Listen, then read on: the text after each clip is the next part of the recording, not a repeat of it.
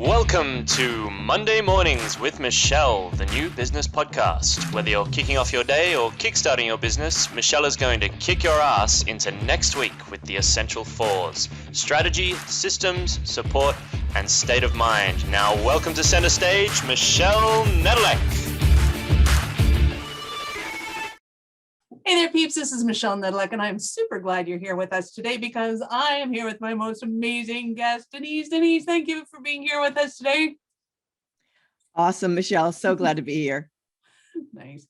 So, peeps, you are going to be excited, and I know I assume that you've already seen the show notes, but we are talking about the awesomeness that is putting kids through college.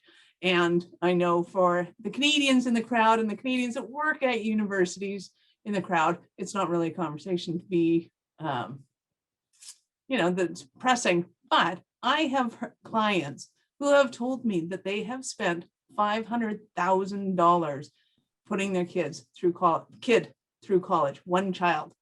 I'm like, that is crazy insane. So we had to have Denise in the show to show us how to do it better. So super excited, but I'm not going to tell your story. So Denise, give us a 5,000-foot view of who you are and what exciting projects you're working on right now.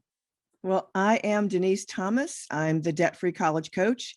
And I got into this arena because, I was able to put both of my kids through college debt-free. And not only just debt-free, but with cash left over. So they actually got paid to go to college. Wow. Nice. I got paid in college, but that was because I worked. Doesn't quite count that way. That's awesome. So how did you get into all of this? I get that you did it, but what was the driving force and what was going on? Desperation. And I'll be totally honest with you, that is exactly what drove me to it.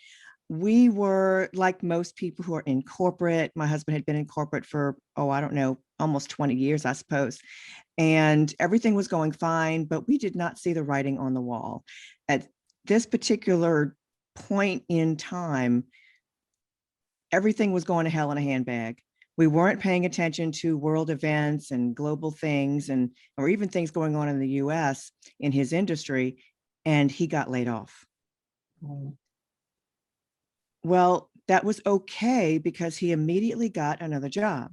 Whew, we could breathe for a second, but then I realized, wait a minute, we literally had just finished building our dream home. Now imagine what that dream home would be for you. For me, it was the big house on the lake. This house was more than 5,000 square feet under roof. The vast majority of it was air conditioned. We had enough space to entertain, to invite the entire church, could use the house for different events that they were holding. That was my dream. And suddenly my husband was laid off. Well, it's like, okay, so now what do we do? Well, luckily he got the next job, but I realized we could not afford to keep the house. So we put the house on the market and we went to look for another house, and we found a smaller home, another 40 miles away or so in the country. And we bought that. Okay, well, that was a huge mistake because we bought the second house before the first house sold. Now we have 2 mortgages on his income. I was homeschooling my kids at the time, so I didn't have an income to contribute. This was one of those times where, okay, when is the house going to sell? When is the house going to sell? But again, we weren't paying attention, and the global events were crushing our area. Eventually, not only did my husband lose the second job, but then the stock market crashed. And we all know that there were 2 times in our more recent history when the stock market crashed to practically oblivion and everybody lost at least half of their money. That was us. Well, we had to use what was left in savings and left in the stock market to pay the bills, to pay the 2 mortgages, to put food on the table, to pay everything. Eventually, the money runs out. And we had no choice but to declare bankruptcy. We had just enough to buy a lawnmower and a trailer and start mowing lawns and pay a bankruptcy attorney. That was it. So we were starting over. The bankruptcy was liquidation. We had to sell literally everything that we owned: the books, the toys, the Christmas decorations, the furniture. If you saw it, if it was an item, it was gone. I even had to sell the pot that I was cooking my dinner in. It was a nightmare. But I think part of the worst part about that was we also had 2 dogs. And although we gave the dogs away, we didn't sell them, but they had to go as well because we now had to move into a small apartment.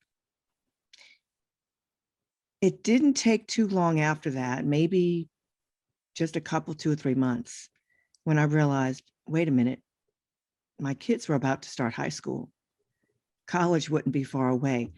How were we going to pay for college? We had no savings. We had no money in the stock market to draw from the 401k. And we also had no house to draw equity from. And get this, with the bankruptcy, no credit to co-sign for those student loans that everybody gets. What were we going to do? At this point, I pretty much panicked. I figured there had to be a way. My kids were on track to go to college. We had made all the right moves, but how were we going to do this? So I started to do the research. But what I found was that 70% of college students graduate with student loan debt every single year, but 30% graduate debt-free. So what exactly are they doing that the rest of us don't know about? Because they're not all geniuses. They're not all pro athletes, right?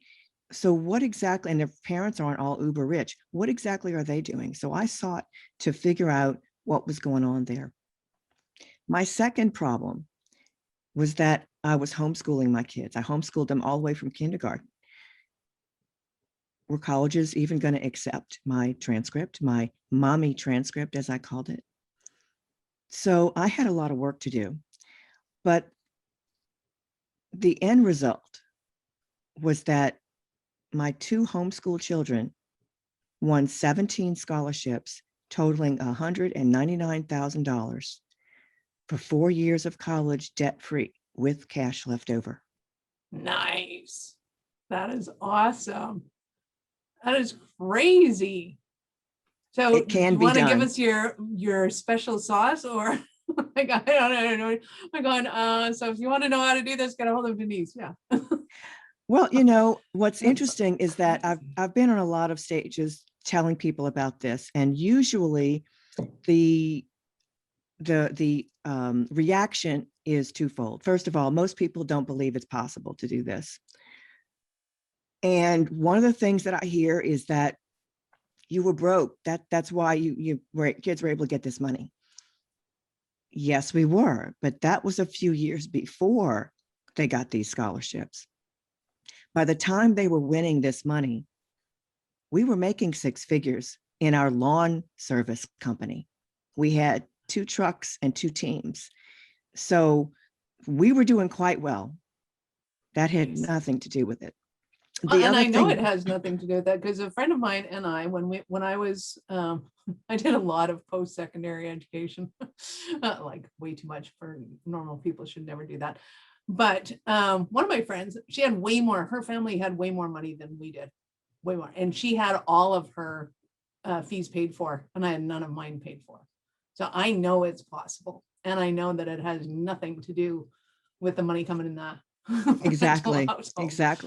And the other statement that I usually get is, matter of fact, this was right before COVID.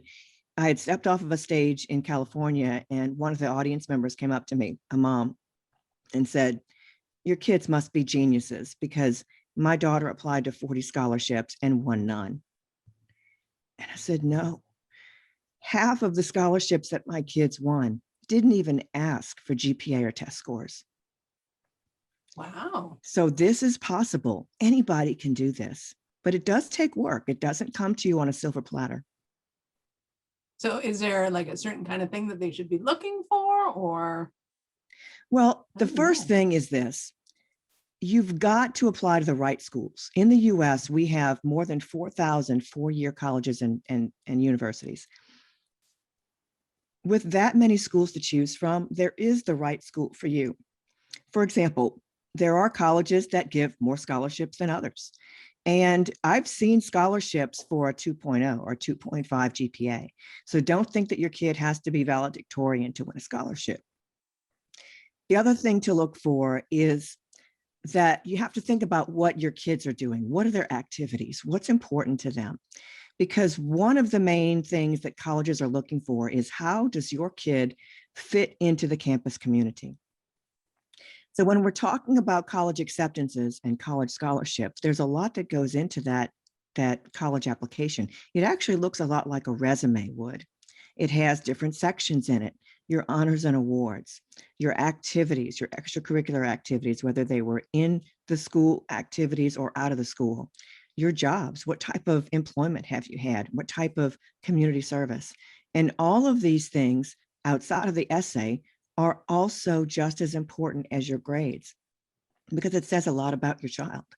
And colleges are looking for, how does your kid fit into the campus community? They're looking for, what kind of an alumni are you going to make? And they're also looking for, are you going to graduate? Now, obviously, grades and test scores is what helps them to make that determination. But with regard to where you fit in, that's mostly your activities and your community service. And then everything as a whole shows them what type of an alumni you will become, because they want students who, when they graduate and go off into the world, are going to reflect back positively on the school, preferably maybe do a little donation here and there, right? Mhm. So there's a lot that goes into it. And one of the things that is a problem here in the US is that we've been told for decades, wait until junior year, wait until senior year to do anything college related, to look for colleges, to apply for scholarships, to, well, take those tests, those entrance exams. But the truth is, those who graduate debt-free started much earlier than we're told. So the very first thing to do is forget everything you thought to be true about the high school to college process. Forget everything you thought to be true about winning scholarships. Nice. Love that. Now, some people may be thinking, like, why would I go for a debt-free solution to put my kids through college? I'm thinking, why the hell wouldn't you? Like, isn't that every parent's goal? Is like, how do we do this? Like, I mean, not as cheaply as possible, but if there's a solution to be able to do it debt-free, I mean, why wouldn't you? Well, yeah, and there are parents out there that I've spoken with that, we've already got a college fund, we're ready to pay for it. Again, why would you? Yeah, there might be a penalty if you have it in certain types of accounts. It's worth foregoing that penalty to take that money out and go play with it, right? Because let me give you a couple of examples. As the parent who is usually putting forth the bill, right? You're usually the one who is helping your child or your children. You can do a lot better things with that money. Let me give you a quick example. And my husband was the one who encouraged me to do the math on this. I am a math geek, so I do a lot of math. But he said, what is the cost to the parent? The average university, state university here in the US, will cost the parent or the child a little over $100,000 over 4 years, approximately $25,000 to $27,000 per year. So let's say you have the money, you've got a great 401k or a retirement account, and you take that $100,000 out for your kid's college education. That's assuming you only have one kid. By the time you retire, that $100,000 that you spent for your kid's education has cost you more than $800,000 in retirement income. Whoa. That is the opportunity cost that you lose. Let's not do that. But if you have put the money aside in a specific college fund for your kids, wouldn't you rather, I don't know, give your kid a house at graduation instead? It's going to have a lot more meaning and a lot more value than a piece of paper. Well, absolutely. And I would assume that the American rules around what we call a registered education savings plan is intended for college or post-secondary, but you can use them for other things in other ways and other benefits to other people That's right. that can then become a tax write-off itself. So what That's do you exactly. guys have to? Yeah, we have different types of accounts. Most of them are called 529 accounts. Okay. And basically it works the same way. It's literally a type of investment account. It doesn't sit in a bank, in a savings. It's usually some type of investment. You usually have control over what it's invested in. And when it comes to taking that out, yes, there are, quote, legitimate school expenses.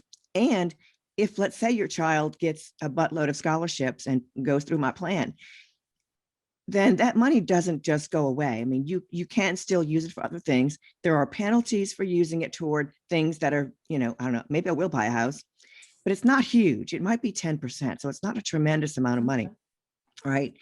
And so if you've got $100,000 in there, the most it would cost you is 10% in most cases. Or there are usually methods in these accounts to be able to move it to a different child.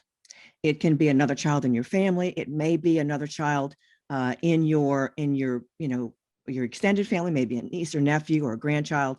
But talk with your financial advisor about it. What can you do to move that money if you need to, if the child it's intended for gets a buttload of scholarships, or maybe chooses not to go to college. Maybe the trades are the way for them to go. Because one of the things that, one of the myths that we've been telling our kids for the last 3 decades is that you have to go to college to be a success in life. And that's just not true. We've seen many multimillionaires who have never gone to college. But think about it, even just with the trades, you can be a mechanic or you can be a mechanical engineer, and both of them have the potential for the same income. Oh, absolutely. Especially if they run the business. Exactly. Because I'm a huge advocate of that one.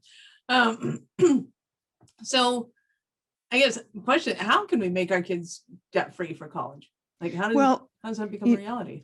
I went through the advantages for the parent, and for myself as a parent, when we dropped off our last child debt free, we bought a 42-foot motorhome and went full-time RVing for 5 years. Oh, fun. So you have an advantage as well. But what about your kids? What are their advantages for not having all that debt? First of all, they can choose who they want to work for. They're not tied to the fact that I have to make this much money because I've got these bills to pay. They may be able to accept an offer from a company that maybe it might be a little less as far as their income is concerned, but they really want to work for that company for whatever reason. The other thing is that they're freer. The rest of their peers are struggling. They're going to have not only the student loan debt, but most of them always have credit card debt as well, because they just don't have the funds to pay for everything. They're working 2 and 3 jobs to try to get it done. Your kid, when they graduate debt free, they can travel, spend time with their family, visit mom and dad more often, buy a house. I know people that are in their 40s who still can't afford to buy a house because they still have that darn student loan debt. Today, students are taking an average of 21 years to pay off a bachelor's degree. Brutal. Not that the money, that it's that much money, that it takes that much. No, it's the terms that they have agreed to with the loan companies. You see, it looks good to, we'll reduce your payment if you extend it to 15 or 20 years. That feels good. Oh, phew, I don't have to pay $500 a month. Maybe I'll only have to pay $200 a month. But what does that do to their Thank interest? you. That's insane. Thank you. They're not doing the math. Oh, they're not doing the math. That hurts. It is better to get a second job, go weed gardens for your neighbors, whatever it takes to pay that puppy off. Because the average student loan debt that kids are graduating college from, certainly there's a lot that are less, a lot that are more, but the average student debt is just over $31,000. To us, that's a car note. But to a 22-year-old just coming out of college, That's a That's a- year's worth of income. Or it's a lot of more. money. Yeah. It's a lot of money. You know, $400 a month to them, it's a lot. So it's just So better you to try said to not do it. companies. So I have so many questions because this is one, because I'm Canadian and our rules and regulations and our everything is different. So you said loan companies. So these are just loan companies. So I'm assuming that they have variable interest rates. And There can be, yes. You see, there are two types of loans for student loans. There's the federal student loan. The federal government decided, I'm going to go with 30, 40 years ago. I don't know exactly. Sometime I think it was in the 80s.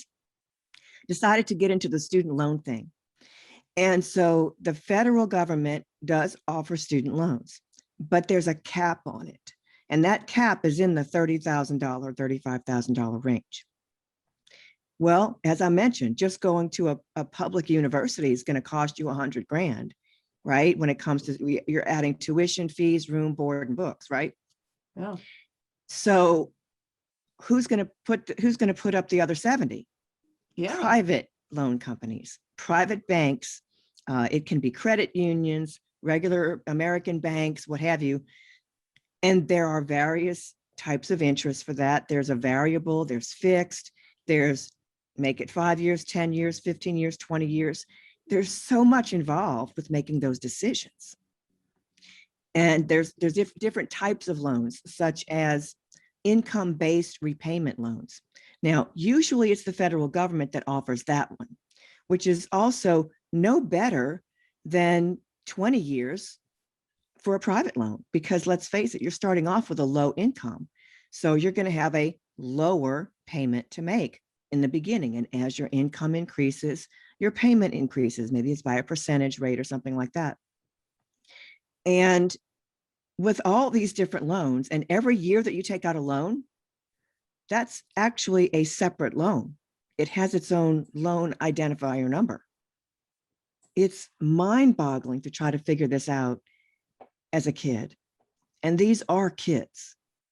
And guess what? Yeah. Other than the federal government, all those private loans, they're going to need a cosigner. Guess who gets to be the cosigner? Mom and dad most of the time.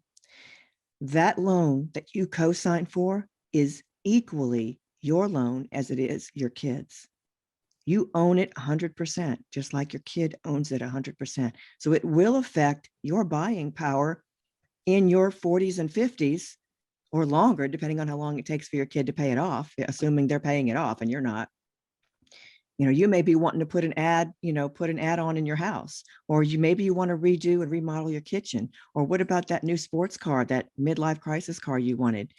Well, your kid's $100,000 debt that you took on to co-sign is your debt too. Well, and my understanding is too that it's an unforgivable debt in the States, meaning that if somebody goes bankrupt, you're still going to pay it. There are certain types of ways of going bankrupt with it, but it's not common. So for the vast majority of people, yeah, you're stuck with it. And you have to, these debt payment, we call it, the contract can easily be 19, 20 pages long. Please read every line in the contract. Absolutely. They are not standard contracts. No, you need to know. You read one doesn't mean you know what's in the next one. Can you pay it off earlier? Is there any kind of penalty for paying it off earlier? How can I get the cosigner off? Because as a parent or grandparent who's co-signing, you want to know, at what point in time do I not have to have this liability? What is it going to take? And usually it's something like, well, your child has to make 36 on-time consecutive payments. So 3 years of full-time of payments. And plus they also have to make sure that their income is high enough to make it work. So it's, they have to jump through some hoops. It takes some time for sure. Wow. That is almost as terrifying as healthcare, but we won't talk about that right now. But so who would you say is your ideal client? Who do you serve and support? I serve mostly business owners or executives who want to keep the money in their pocket. because they know the value of the money that their kids are using to go to college. And it makes more sense to graduate debt-free. If you can realize what it takes to get your kid through this process, and I say a parent to help, because we do have high school counselors here, but they're overwhelmed. High school counselors, there's going to be 400 kids per one counselor. They don't have time to work with your child from the very beginning of high school. Ideally, start in the beginning, start early, start late 8th grade, so that you have an opportunity to help design what your child's college application is going to look like. It makes a huge difference. One of the things that I figured out early on with my kids, for example, my daughter applied to her first college while she was still a junior in high school. Now, she still had a year and a half before college would start, but she already had decent grades and she already had her test scores that were looking good. So she figured, why not? And this was a college that had an open enrollment where you just check the box at the top as to which semester you plan to start. So she sends it in.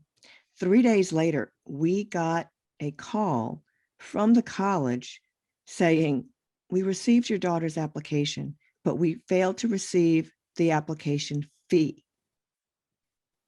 And I'm thinking, oh, great, this is following directions. It should have been thrown in the trash. And then he says, and we'd like to offer her tuition, fees, room, board, and books, but we need the fee to process the scholarship. So what I'm telling you is that this application that we package, that we put together for your child throughout this process, is so incredible to these colleges that they will beg your kids to go to their school. After my daughter had made decisions on which of the 8 colleges she had applied to, she was actually going to attend, and she sends, a nice little letter or email to each one saying, look, I'm withdrawing my application. I chose a different school, blah, blah, blah. Thank you for the offer type thing. One of the private schools in another state called to say, what can we do to get you to come here? Wow. They already had it in their mind that she was going to go there. Nice. And that's the reaction you get when you have the right package, when you have the right things on that application, and when you have time to fulfill that. You see, I do have students and clients that come to me when their child is a senior. And yes, that's great. We can work with that. We can make things happen. I guarantee it. However, you've already left money on the table, because scholarships begin as early as kindergarten. Wow. Really? The earlier you start, the more opportunities there are. That is crazy. But I exciting. Can't even fathom that. It's very exciting. It's like, yeah, okay, well, why wouldn't you start now? That is kind of Exactly. awesome. Anyone listening or watching should know scholarships are for everyone. So I don't care how old your kids are right now, unless they're in preschool, there's no scholarships yet for preschool. But starting in kindergarten, and before you say, oh, you're putting too much pressure on kids that young, it's literally putting a piece of paper and a crayon in your kid's hand. It's the Google Doodle Scholarship. Anyone who uses Google Chrome has seen the Google name with all the pretty, designs around it. That's different ages of kids who have won that scholarship. Oh, that's fun. I didn't Isn't know it? that. That is super cool. It's a blast. Especially if you It really got is. a kid that likes to draw in color. It's super fun. Yeah, absolutely. There's so many things that we do. But in my course is titled Cracking the Code to Free College.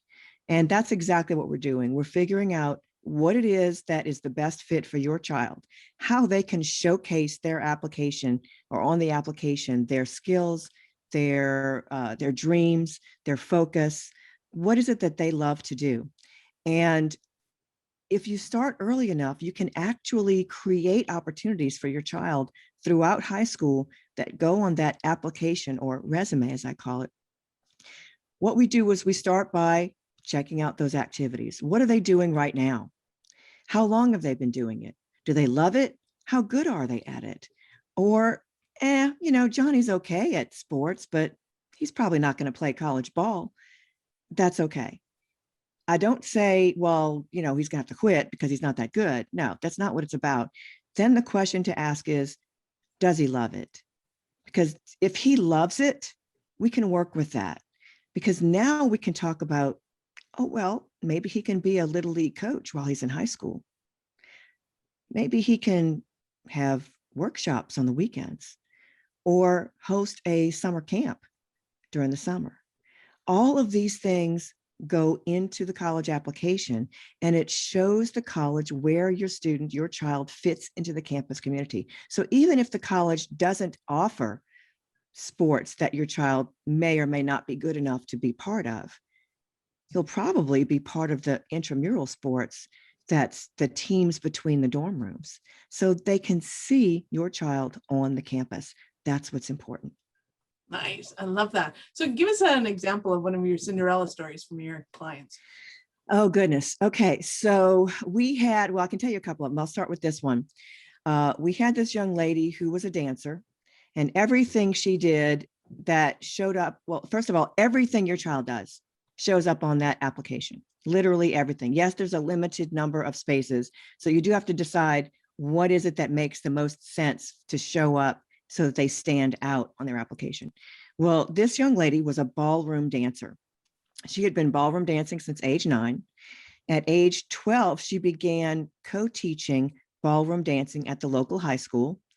And by age 14, she was competing. She used to say that she was training her competition partners by teaching at the high school. So that was kind of cool. By age 16, she was teaching for pay. She was making $75 per hour teaching ballroom dance to couples. She choreographed wedding dances and things like that by age 16. She won, I think, 9 scholarships. One was from the university, one was from the state, and the rest were private scholarships. Wow. But you see what happens is, when I mentioned your activities and how to make this fit into a resume style, she had the activity of ballroom dance. She was taking lessons. Mm-hmm. She had employment for ballroom dance because she was making money with it.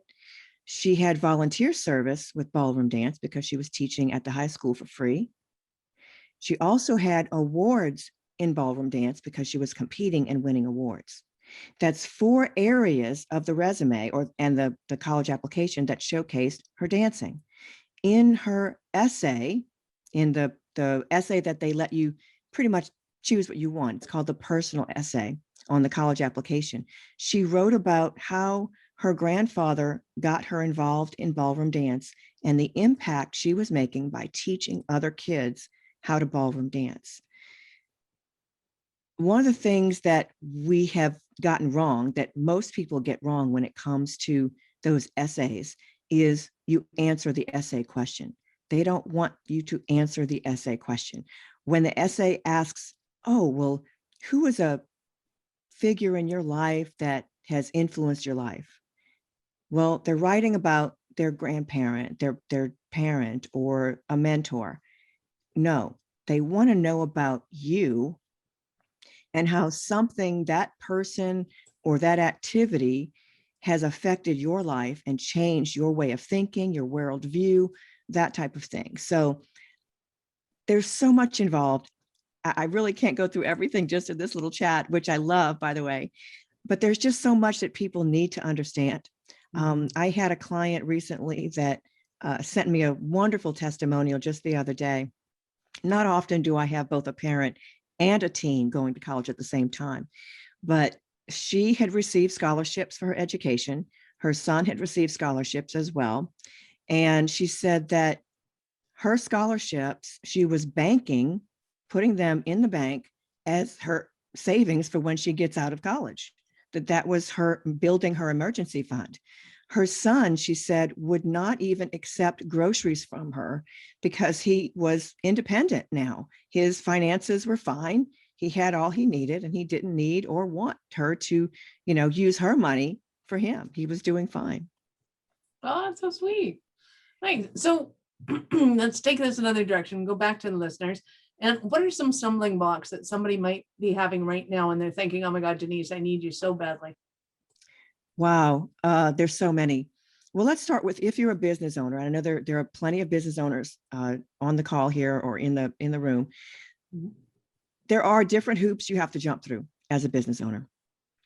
So you have to know that going in as well.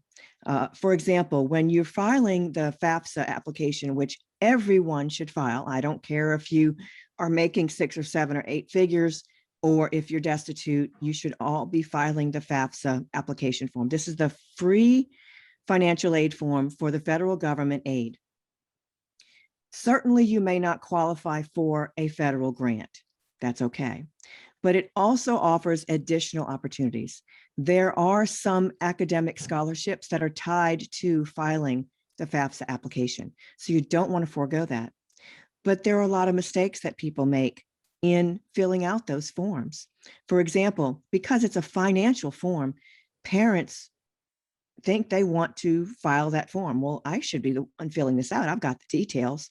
I understand. However, every question on that form is from your teenager's perspective. So sit your kid in the chair and look over his shoulder to answer the questions. Then you won't make that very big, very costly mistake. Because let's for example, they'll say, well, what was your income in 2019? Well, who is the you they're talking to? Not you, the parent. If you switch that and you end up putting the parent's income or the parent's assets in the student's blanks, then it's going to cost your child at least another 15% in what could be federal financial aid. Wow, that is crazy. That is awesome. So I'm thinking if I had kids, of college age, mine are all done. So I am well, I over that. I do have grandparents that call me as well. So keep that in mind if you're in the older sector. Nice. I love that. So I got to ask you this before we go into some other things. Actually, let me do this first. So if somebody is at home thinking, oh my God, Denise, I need to get a hold of you. How do they get a hold of you? What's their first step? And go to the website, getaheadoftheclass.com/apply. And let's get on a call and talk about your situation, how I might be able to help. Nice. I love that. And if you're driving right now, don't worry about writing that down. And of course, will be in the notes. And if you really want to, and you can't find the notes either, go to awarenessstrategies.com/blog, and Denise's information will be there. Just type in Denise or Debtfree College or college loans. Any of those things will pick it up and you'll be able to go and find that. So that's getaheadoftheclass.com/apply and set up your time with Denise, of course. And you also have a gift for some people. Yes. Absolutely. If you are a business owner or a 6-figure earner, I have an ebook for you. It is specific to those people. It is titled getaheadoftheclass.com/business book. The title of it is The Business of Paying for College for Business Owners and 6-figure earners.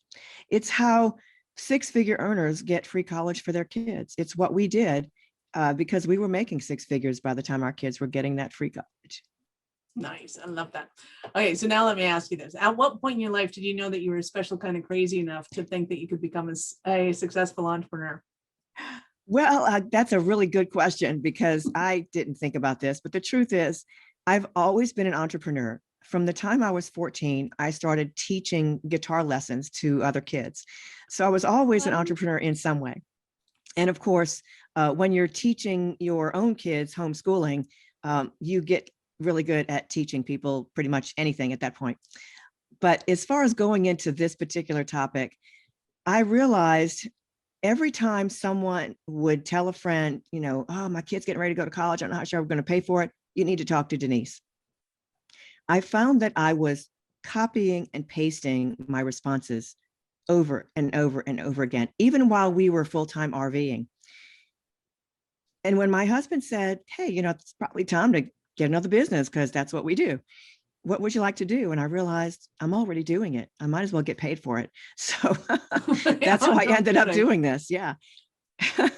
That's the best kind of business, is when you already got people coming to you and asking you questions. That just kind of makes sense. Yeah. Well, when you love what you do, and I am so passionate about this, my goal, my mission is to flip the student debt statistic in the US. I would rather see 70% graduating debt free and 30% graduating with debt, but knowing what they're doing, knowing what they're getting into when they do that.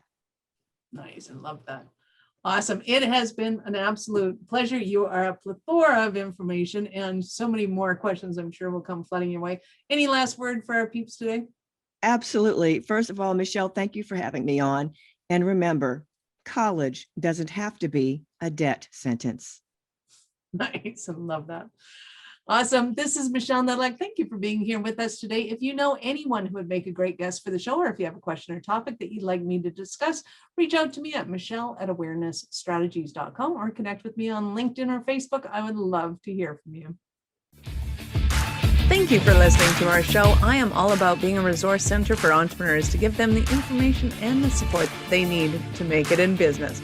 As such, I have Taking Your Business Digital Q&A every Wednesday at 2 p.m. Mountain. To register for that, go to awarenessstrategies.com/digital. That's DIGITAL. I look forward to meeting you and actually finding out how you are. So see you on the flip side.